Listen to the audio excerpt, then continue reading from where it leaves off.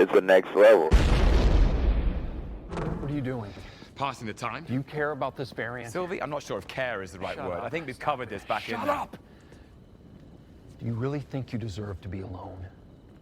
Loki!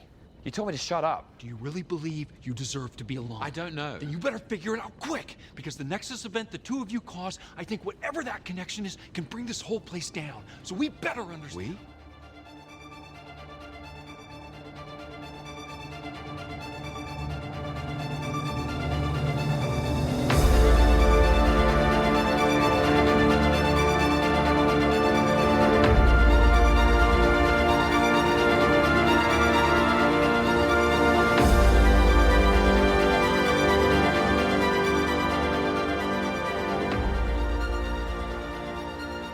Hey panelists, welcome back to the show. I'm Mark.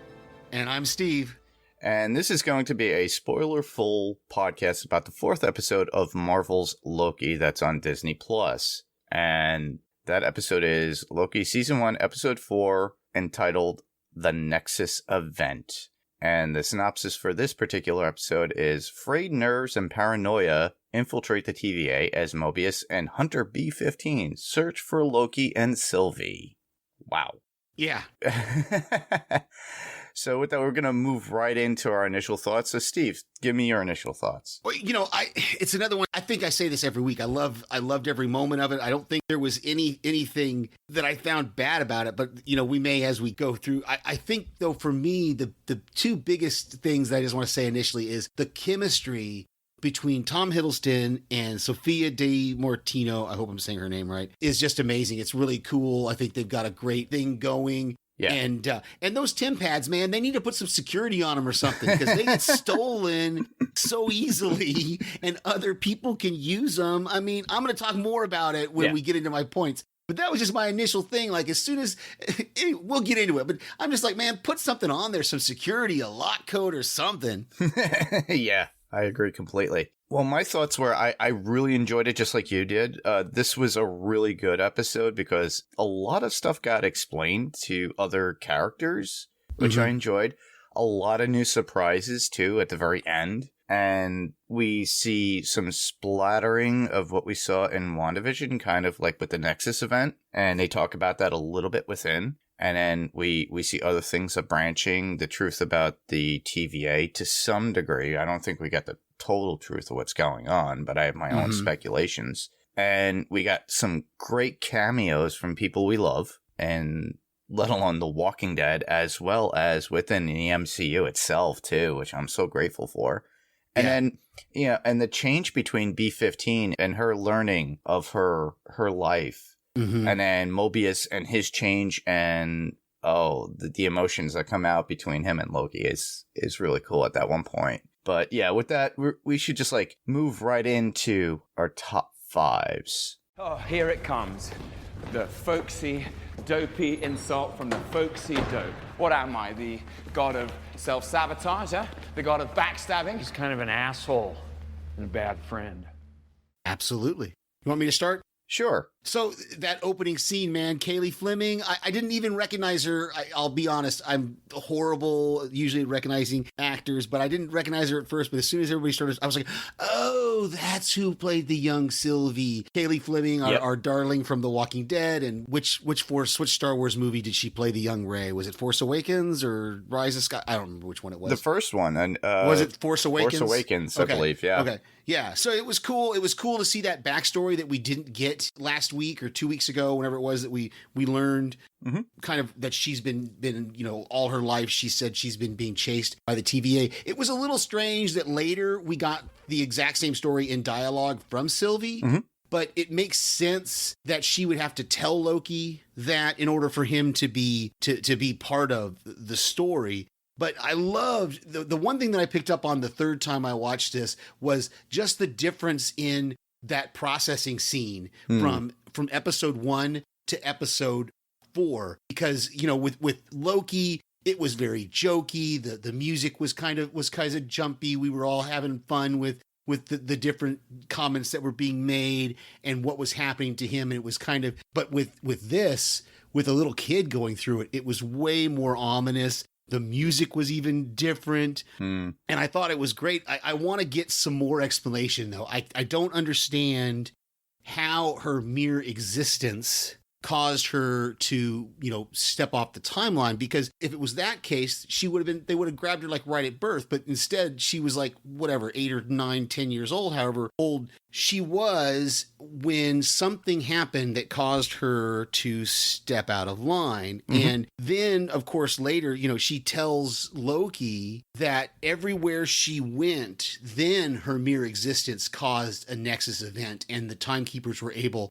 or the Minutemen were able to find her. That's why she had to start hiding in apocalypses. Those were the only places she could go where her mere presence wouldn't change the outcome of something. Yeah. So, and of course, getting to see Renslayer as a Minuteman was Minute Woman, Minute Person. Minute Person was pretty cool as well. Yeah, and to add on that, what we didn't really get to see on what you were saying about with Sylvie, she left as a child, but she's been going through all these different events, these apocalypses, and growing up within them. And that's the weird thing, because she wasn't grasped as an adult like she is now. So the TVA, when they brought her in, you're talking years and years and years, so time has a lot going on within it. So that she grew up literally avoiding the TVA at that point. There was no of her working for the TVA. She understood what they were doing even as a little kid, and stealing that temp pad and then being able to travel amongst all these different apocalypses, and then growing up to where she is now. Whereas the Loki that we are following is an adult, and he's just getting to that point. So time is very strange in this world, and I really enjoy that. I would love to see what her event was that triggered the TVA to come out to stop her. Because at the very end of this episode, we do get multiple Lokis, and we're going to top on that when I get to my notes or my number 1 at that point. But yeah. My number 5, well, that would be the cameos in general. I just loved it. It made me so happy. We got Kaylee Fleming, who plays Judith on The Walking Dead. She was in Star Wars The Force Awakens, as we spoke of. And, she was taken, as a kid to the TVA. We got to see her initial story at that point, which was really good because we needed to understand that and how she got away from them. And then we realized that, obviously Renslayer was the agent that was able to take her out of that, and then she was responsible for that, and that was her downfall. But I'm curious as Slayer's status within the company and how she changed that to get where she is at now. And there's only 2 more episodes, so I don't think we're ever going to get that. But we also get, I mentioned before, Jamie Alexander as a version of Lady Sif in Loki's Loop of Hell that Mobius puts him through, which is so amazing too. And I just love it for the fact that every time she loops back, the punch is so harder, you hear it and you could feel it within Loki himself. And he gets to that point and it's like, I don't, I think of the TV show Breaking Bad, but this is breaking Loki at this point. Yeah, so. I absolutely love Jamie Alexander. I remember she did a recurring occurrence on Dexter, on one of the seasons of Dexter, and was just amazing. Yeah, she's beautiful. She's amazing. And this is not the first time we've seen Sif, because they've had her in Agents of S.H.I.E.L.D. as well. Probably a few times, I'm thinking. I only remember one because of, I forget which season it was, but I just always loved the fact that she's able to come back because she wasn't on Asgard when Asgard got destroyed. So she was in limbo at that point. So she wasn't part of Thor's group that got killed on Asgard when Asgard went down.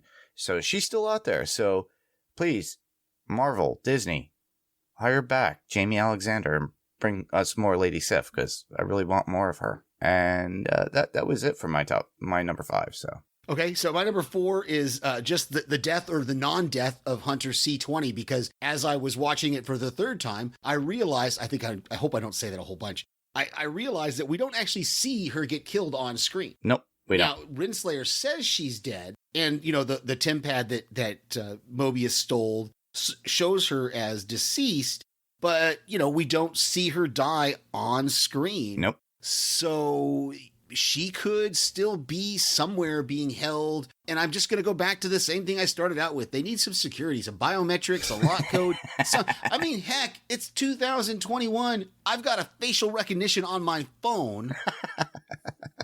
How can the TVA not have some sort of security on these TIM pads? It just, especially the way they get stolen. Like, I think we've seen, didn't somebody steal B-15s? We saw Mobius steal Renslayers. We saw Loki steal Mobiuses. We see young Sylvie steal Renslayers. And they all just know how to use them easily. Right away. So not only is it not no security, but apparently it's very easy to navigate as well. Yeah. So yeah. That's my number 4. That's awesome. Yeah, I do agree with that. There's a lot of little things in there that and I know there's a lot of our friends that are watching that are not very happy with the show. I enjoy it for what it is, and I accept it, but I still believe between WandaVision, Falcon and the Winter Soldier, and this particular show, it's literally setting us up for stuff within the MCU. And it's the little things that matter, but the outcome afterwards, after every show that we're getting from Disney Plus regarding Marvel, is going to influence the MCU in some way for a movie point. And that's what I'm loving. So, Jason, I'm so sorry, the Podfather that's out there. I know you're not happy with the show, but we enjoy it. But I can understand people, there are a lot of people out there that won't like certain shows, and I understand it completely. They have that right to have that feeling. But me, as somebody who loves the MCU, and he did state at one point that it was pretty much a lot of exposition. And it is. And it's literally just a build up. And that's all that they're doing with these shows from what I got out of it. You're right. Everybody's entitled to their opinion. Yeah. And I even have people today tell me they didn't like WandaVision. And I'm like, what? Yeah, I know. And I try to explain to them and they just look at me dumbly. If I go you need to understand what they were trying to accomplish with WandaVision, and that they created these TV shows of that time period to actually reflect that time period. And you can't see the genius in that. I don't understand you. Well, they have their right, and you said that. And they have the right. I have that understanding too, and everybody has their own opinions, and we all love what we love, and we all like to watch what we watch. There are certain shows that in our group that we talk about through Jason's Patreon that a lot of people are watching that I'm just not watching because it's not my thing, and and sometimes they were probably bumped for this because of either influence for us, or Derek from TV Podcast Industries, or everybody else in the group, but it might not be for them, and I understand that completely. Yeah. And, I'm sure the listeners out there are ones that are enjoying the show, which I'm glad that you are, or you're just listening to this so you could be like, okay, I need to understand this because I'm really hating it, but it's a good thing, and that's why we like to talk about these things when we podcast. But like I said, this is my thoughts of what's going on out there. I just love the fact that it kind of influences, and I just can't wait for the movies to come out for which this is influencing. Yeah. So my number 4, that will be, seeing Owen Wilson back as Mobius, finally, because you stated it last time we podcasted about this for the last, episodes 2 and 3, and, you missed him. For the third he was one. in 2. He wasn't in 3. But he was in 2. He missed him in 3, and now we got him back. But only to be pruned by the TVA for breaking Loki out. Oh, it was so emotional. And that, the fact that Loki states that he is his friend, they built up a bond. You see the emotion on Tom Hiddleston's face.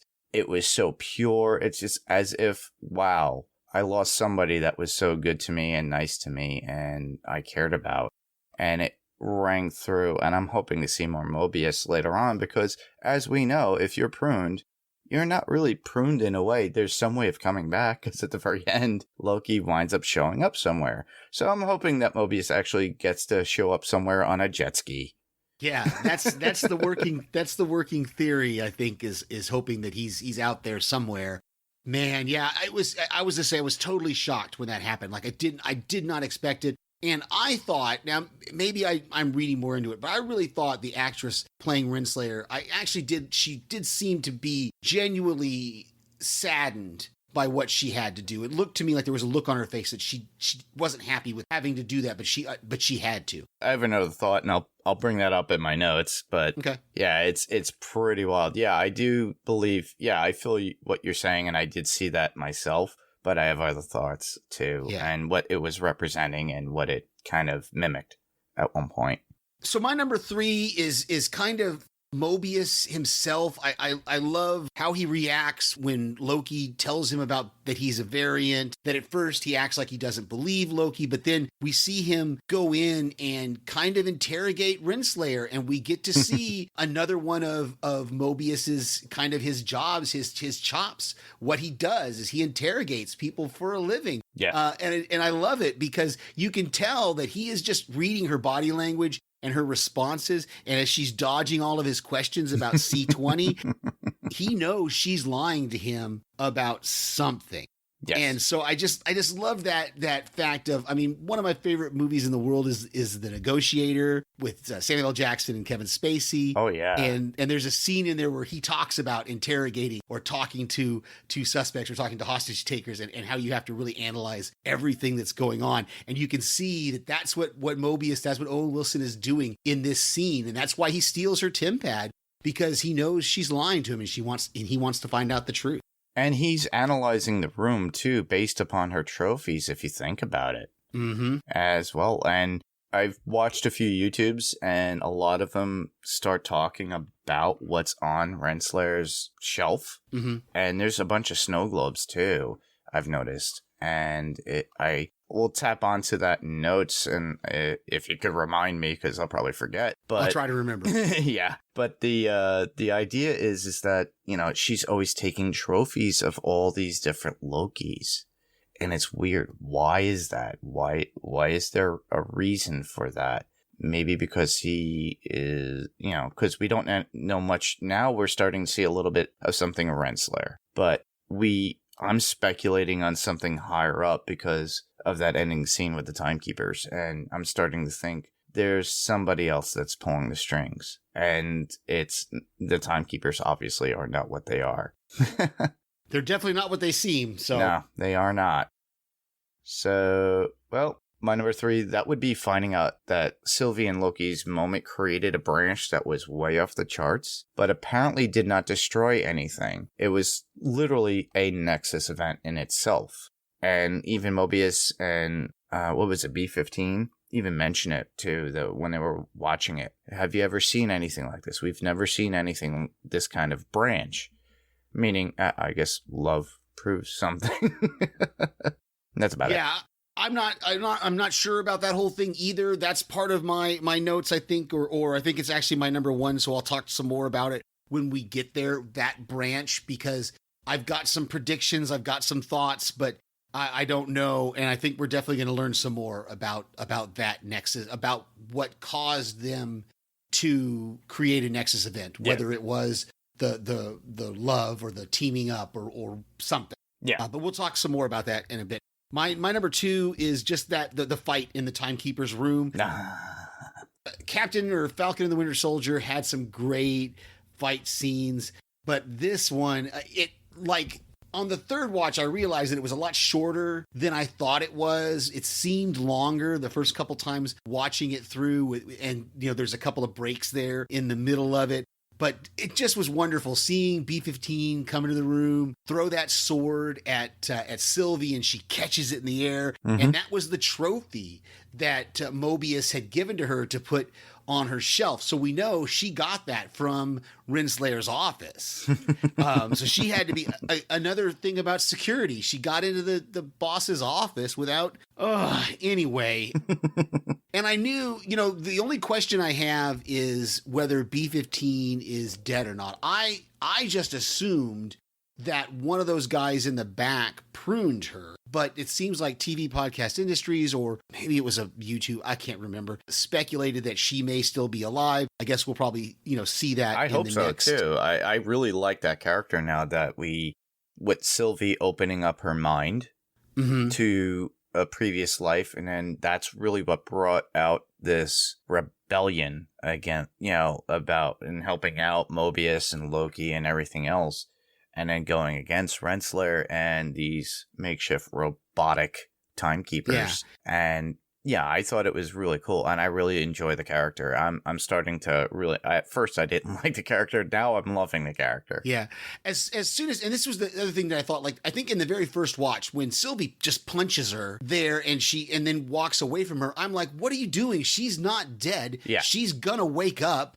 And she's going to attack you guys from behind. And so the fact that that's exactly what happened is she ends up getting Loki from behind. I'm just like, what? But I guess Sylvie's intention all along was that she wanted to question her.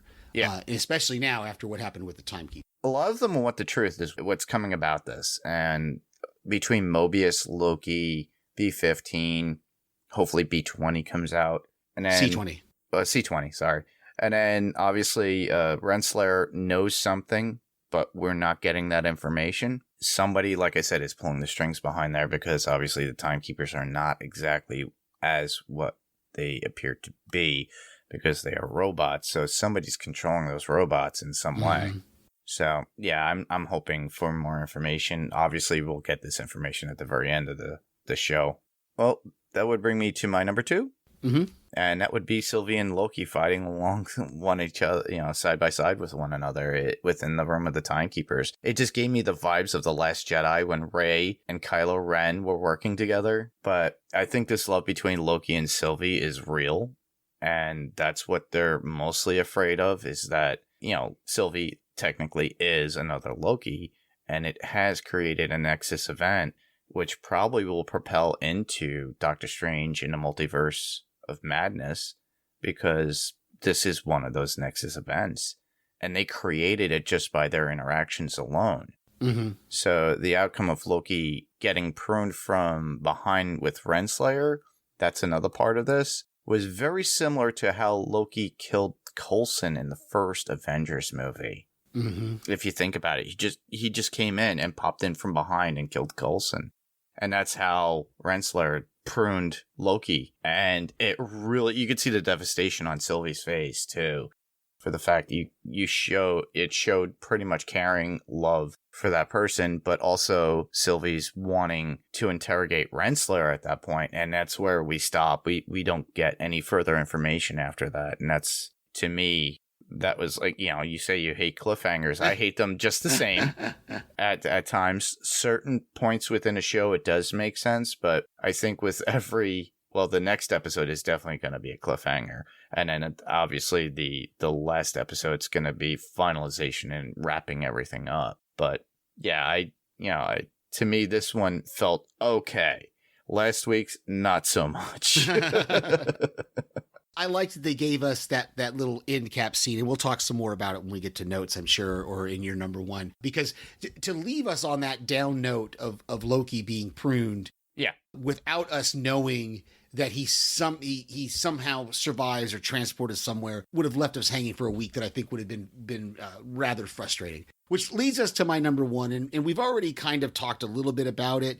Is what was the Nexus event that caused the Minutemen to go to Lamentus 1? Because, originally Lamentus 1 had 0, whatever they call it, temporal variance. Yes. And that's why Sylvie could hide there. But obviously something happened, and whether it was them teaming up or them falling in love, I don't know. But suddenly this branch happens, and the TVA just shows up and captures Sylvie and Loki, or pulls them out of that apocalypse before the world ends. My original prediction, the first time I watched the show, they pluck Loki and Sylvie back. My original prediction was that Lokis are not allowed to die. Because remember, they had just had this conversation where Sylvie says, well, now I'm going to die. And Loki says, no, we don't die, we survive. And I've got that quote in my quotes when we get to them.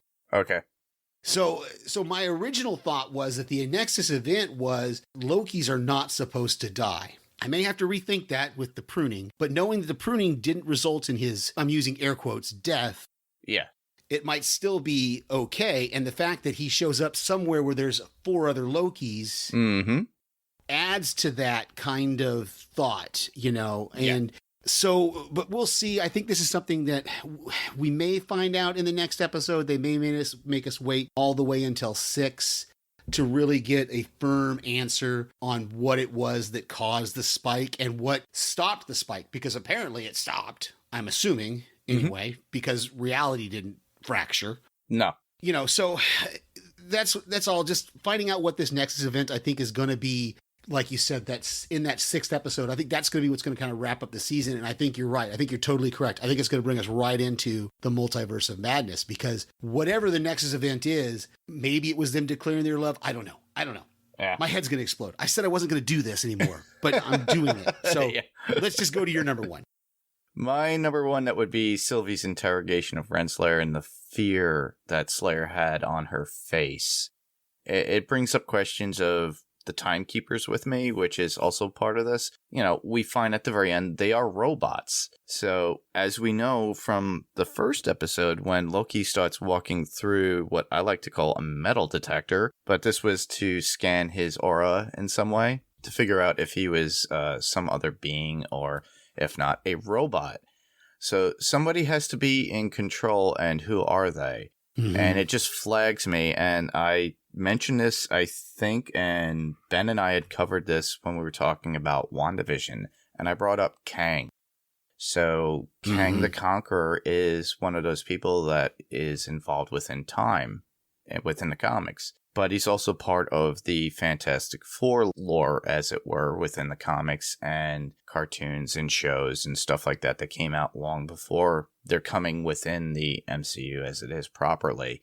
And I'm hoping they do that within the next 2-3 years. But Kang literally is a version of Franklin Richards that goes back in time and tries to take literally over the world through time. And I'm thinking that Renslayer is a servant of Kang, and that's why you see the fear in her face. And he was the one that was pulling the strings. That was the whole point of the whole robots being the timekeepers. And when it all fell apart, the laughing was just like, okay, so something was exposed, but we are not aware of it.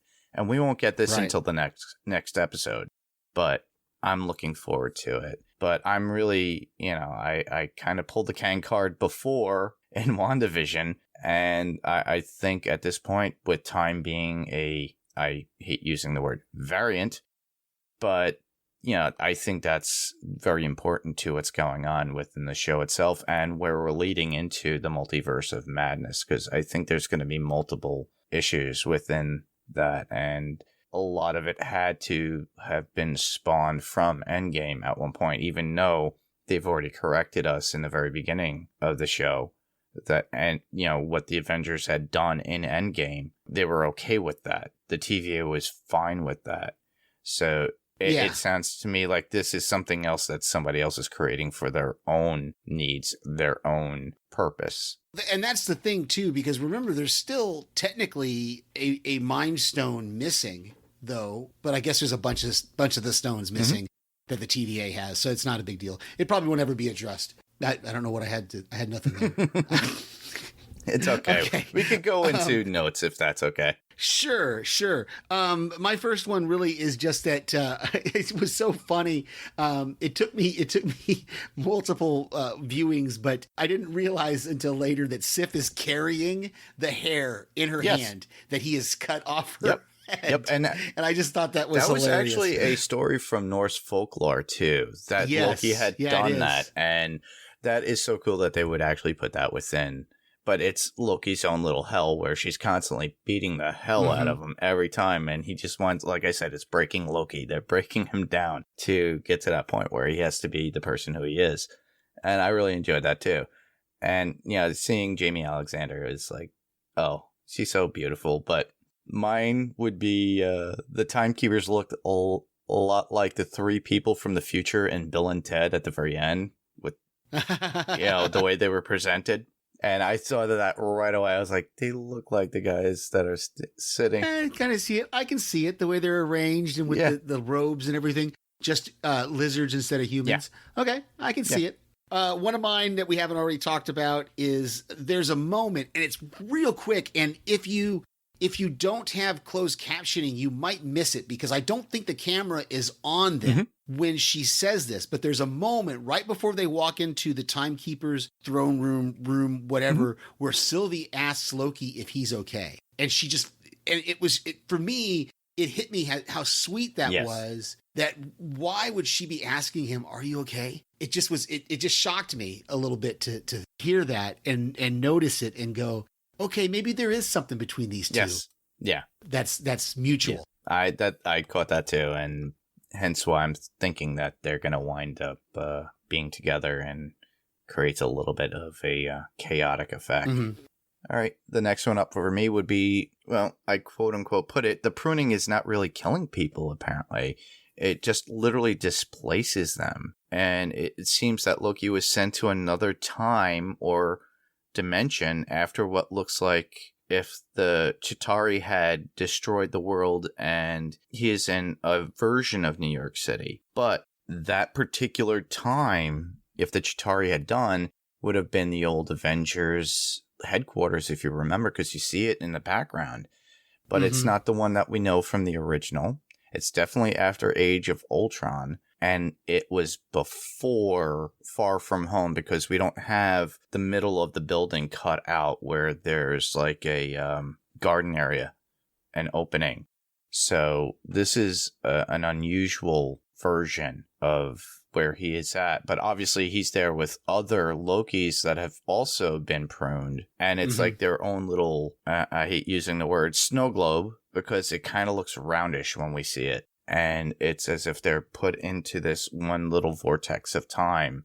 And maybe there's a variety of Lokis that have their own factions within it, which is really weird because you got Lokis against Lokis. But interesting theory. Yeah. We'll have to see. Yeah. That's all I had as far as notes go that we haven't already discussed. All right. Well, a couple others. I'll start with this one. The three Lokis we see after our Loki shows up after the pruning, he thinks he's in Asgard's version of Hell, which is Hell is spelt with one L. And we see classic Loki, who is played by Richard E. Grant, with the traditional comic book looking costume. And apparently he has a fanny pack or something. We got boastful Loki with a makeshift Mjolnir that looks like it was made of like a piston shaft and part of a train rail or something. And that was played by Deobia Opere. And then we have Kid Loki, who's played by Jack Beale. And then we get an alligator Loki, of all things, with little horns on it. Or crocodile. Or crocodile. It could be either or. Yeah, we don't know. And it's weird to see that. And like I said, they were very close to him, so they kind of met up with him when he just shows up.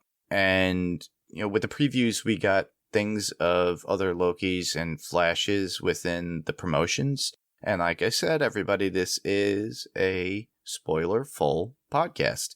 So there's one where you see President Loki. He has like a little, hi, I'm President Loki. And he's got the horns and the traditional horns. So he's part of a sect, and you could see other Lokis behind him. And one little shot. I'm curious that, you know, this is like where they just send all the Lokis to battle each other to see who will top out and win. Like kind of a contest of the champions of Lokis. But I'm curious as to what it is. But I'm curious to see if they all come together. And that's what really creates another major Nexus event. And that will be amazing to see. And I've already talked about this. My last one was literally responding to Kane the Conqueror. So I've only got two notes. My first one is, I already kind of mentioned it. It's when Loki and Sylvie there at the beginning. He says, we may lose sometimes painfully, but we don't die. We survive. That's part of your quotes. Okay. One quote for me would be Loki to Mobius saying, I crave attention because I am a narcissist, and I suppose it's because I am scared of being alone. And I think that kind of gives us the idea, because of like what you said with Sylvie saying, you know, are you okay? He does care for her, you know, and then she cares for him. So I think there's something there. And I know that I made that joke last week about how it's like, you know, Loki just loves himself. My only other quote is in that there's this whole rant, and I wish I could have paused it, and gotten the whole thing because it was just hilarious from Owen Wilson as Mobius, where he has this whole rant about the Loki and Sylvie sick, twisted romantic attraction. But there's one sentence in there where he says, "It's breaking my reality right now." That I just thought was, I just picked that.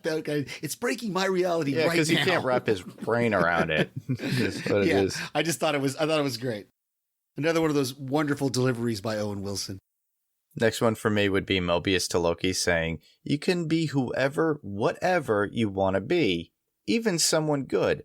I mean, just in case anyone ever told you different." And that would have been him too. But the fact that it showed respect and friendship and him caring for Loki. And whereas, because after Mobius gets pruned, you see the look of shock and upset on Loki's face because he just lost a good friend. And they kind of made that way just before that. And it's really sad to see Loki, lose people that he does care for. Any more? So, nope, that's all that I have. Just those two. I have one more. And that would be Loki saying, "By the way, I should have an equal amount of security. This is insulting." That was great. Yeah, that's when both him and Sylvie were taken away within the TVA. Yeah. So I have a little bit of news that I thought was kind of comic news, kind of podcast related news, because it's Neil Gaiman announced that they are working on a Good Omens season 2 for Amazon Prime, which I'm excited about. I sent in voicemails they did a joint podcast between TV Podcast Industries and Podcastica over Good Omens season 1. And so I'm excited. I'm excited to hear those guys talk about season 2 whenever we get it. I just know it's being worked on. Yeah, I've heard about this too, and I'm looking forward to it for the fact that Neil Gaiman is directly involved with this. Before he was consulted, I believe, and he's more directly involved for the fact that I'm hoping that he's going to create the scripts, and because that was just a one-off at that point. With this, they can move on to so much more, and I think it's if you listeners have not watched Good Omens on Amazon, I highly recommend it. It was a fun-filled journey to go through, even if you never read the comic or book, because there was a comic adaptation, I believe. Mm-hmm. And then, and the two actors were amazing in it. Yeah, I read the book after I watched the season. I've never read the comic, though. Yeah, there was like a trade paperback based upon the actual show itself. All right, on to podcast recommendations. I've got one. I started listening recently to, it's called Crime Weekly. It's with Derek Levasseur. He's a former police officer and a winner of Big Brother. He also does a true crime show on the ID channel called Breaking Homicide. Basically, they just take true crime cases that are either unsolved or not being investigated, and they talk about them. And so I recommend Crime Weekly with Derek Levasseur and Stephanie something. Awesome. Well, mine would be Wilhelm on the Next Level Network with Ben and special guests. So each week he has a new episode with a topic of particular movies, series or genres, and he discusses them in great length. And I really do enjoy that. Our friends are on there. You could hear them. Jamie's going to be on there. I've already said I've been on there, but I highly recommend it. It's going strong and it's doing very well, and I really enjoy listening to them every week because it's so fun. I think Alex was on there recently doing Disney things Disney about villains. Disney. I think it was Disney villains. Disney villains, yeah. So for YouTube recommendations, I just have one. I've talked about it before. This guy Entertain the Elk does The Day a TV Show Died, and I just recently watched The Day Scrubs Died, which Scrubs was a TV show that I really, really loved. And it's pretty easy to pinpoint The Day Scrubs Died because ABC filmed and aired an actual finale for it, and then or somebody or CBS anyway, the first network it was on actually aired a 2-part series finale for season 8, but then it was picked up by another network and they did a season 9 that was completely different, and so it didn't work at all, and it was ridiculous. But if you're a Scrubs fan out there, check it out. The Day Scrubs Died. It'll give you some nostalgia for Scrubs. Awesome. Well, one for me that would be Comics Explained. and Rob does his usual show about explaining comics. So if you're not familiar and you just listen to us because you love the shows and what we're covering, a lot of what I like to go into and refer to is what Rob gives on the YouTube show Comics Explained. And I've mentioned it before, the show explains a lot within the Marvel comics for information that's key about what's going on within the MCU as well as within the Disney Plus shows. So it gives you a little understanding of characters or incidents that will happen within the show. Now, mind you, a lot of what happened within the comics might not happen true to what happened within the show itself. It might have an Easter egg, kind of like what I brought up before or last episode when I talked about Krakoa. And that really, being an X-Men fan, I really enjoyed that. But I picked that up right away on my own from when I saw it on that screen. But he goes into depth about Renslayer and how she was involved. And he talks about her involvement. And this is why I'm really thinking about that Kang the Conqueror is actually involved what's going on, because she was an agent of the TVA within the comics. And like I said, spoilerful. So basically she was involved with the TVA, but was taken by Kang and used. So I'm starting to think that maybe Kang or maybe somebody else within the comics universe, and they could just do a whole double track and just do somebody else completely as a villain and then incorporate that. But with the way Kang is, he goes through time and gets technology and everything. So the robots, to me, were pretty much that. But I highly recommend you check out Comics Explained with Rob, because he's going to go into detail and things that coincide with what's going on with the MCU and as well as the Disney Plus series, because people have a lot of questions like I do, because I have not read every comic known to man. But I highly recommend it. If you really want to go into that side and just dive right in, he gives you an idea of these characters, and it does help out to some degree, but it also makes your brain work a little bit more and think and come up with your own ideas as well. So as we do every week, we would love to get some feedback from you. We hope you are listening to us on your podcast player of choice, whether that's Spotify, Google Play, Apple Podcast, Weezer, Deezer, Beezer. I don't know. I don't know what all the platforms are that are out there. But hey, check us out. We're on all the available platforms that are to us. We're even available on YouTube if you like to watch your podcasts that way. We have a YouTube channel called Panels to Pixels Podcast. Don't just look at Panels to Pixels. It's got to be Panels to Pixels Podcast. Panels to Pixels, it's a totally different YouTube channel. So there you go. Yeah. We do support them. They're good. They're good people. But yeah, Panels to Pixels Podcast is our YouTube channel. Give us a thumbs up. Subscribe to us, or you can always check us out on Facebook, which is facebook.com/panels to pixels. If you want to send us a good old fashioned email, you can do that at panels2pixels1@gmail.com. That's panels2pixels1, the TO spelled out right there in the middle, and the number 1@gmail.com. So check it out. Give us something, man. Even if you don't like it, we'll play it. You may not like us. You may not like our editing. I don't know. Mark just taught me recently how to edit, so I'm trying to help out a little bit there. So, but hey, give us a shout out. Let us know what you're doing. We like to shout out our other friends in the podcast world. But other than that, next week we will be back with episode 5, the penultimate episode of hopefully season 1 of Loki. Hopefully we'll get a season 2, maybe not, but who knows? And we will be back next week with that. With that, Mark, where else can listeners hear you?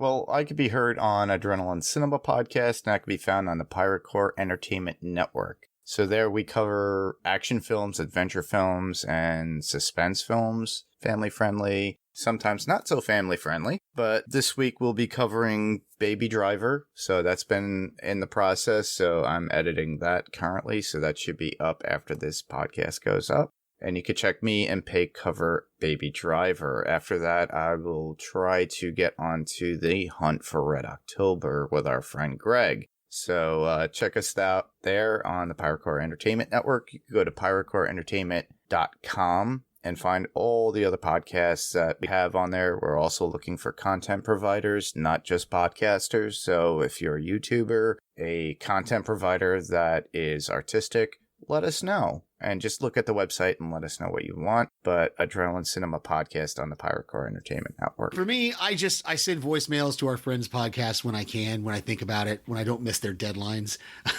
And when I'm not sick. But other than that, yeah, I'm hoping to be on Wilhelm. I just got to get scheduled. It's crazy right now. It's crazy. I do admit it myself. Life's been getting crazy, so we're trying to get this content out to you as soon as we can. And I'm just so glad you guys are able to bear with us at this time. But we're going to try to keep it so that way at least you get the episode up before the next episode of whatever we're covering comes up, or hopefully within a matter of time, because after Loki, all we have is Black Widow, and then we'll probably be covering something else that's very similar, or do a brief over of something that we haven't gotten to before. Yeah. So with that, I just want to thank everybody for listening. I'm Mark. And I'm Steve. And this was Panels to Pixels, and we'll see you on the next panel. I just want to say goodnight, everybody. Good night.